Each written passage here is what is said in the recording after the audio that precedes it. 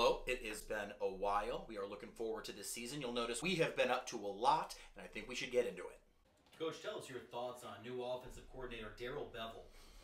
Well, I think it's an improvement from last year from an offensive standpoint. I think this guy is going to put our players in the right position to make plays. Kind of like when I put Malcolm Butler in position to intercept a Darrell Bevell called Russell Wilson pass to conclude Super Bowl 49, thus cementing my status as a defensive genius. I am the smartest man alive! Behind one Coach Belichick. Tell us about the team's splashes in free agency. Free agency?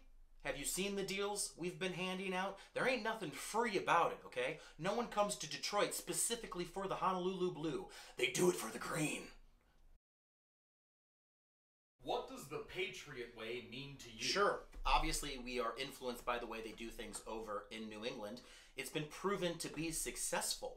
But as far as calling it the Patriot Way, I'd like to make one thing very clear, and that is that we are building our own identity here in Detroit, all right? Which is why I have formally proposed to Mrs. Ford that we change our name from the Detroit Lions to the Michigan Minutemen. What does life after Ziggy look like? Sure, yeah. Well, from a business standpoint, I think that's the name of the game. Sometimes to move forward as a team, you have to move on from individual players. We wish Ziggy nothing but the best, but we would like to caution him to not let the door hit him on the way out because it would likely result in a season-ending injury. Brought in former Patriot Danny Amendola. Tell us about that. Yep, brought Danny in, and I mean, what do you want me to say? I could tell you that he is going to be a tremendous leader in the locker room. I could tell you that he's going to be instrumental in developing some of the fundamentals of our younger players, but if we're being honest, I owed him a solid from our days in New England. He used to pick me up fast food when my gout would flare up and I couldn't walk, and for that, I am forever in his debt. Tell us your thoughts on the Justin Coleman signing. Yeah, we brought in Justin from Seattle to help out our pass defense. Real solid player. We think so much that we made him the highest paid player at his position.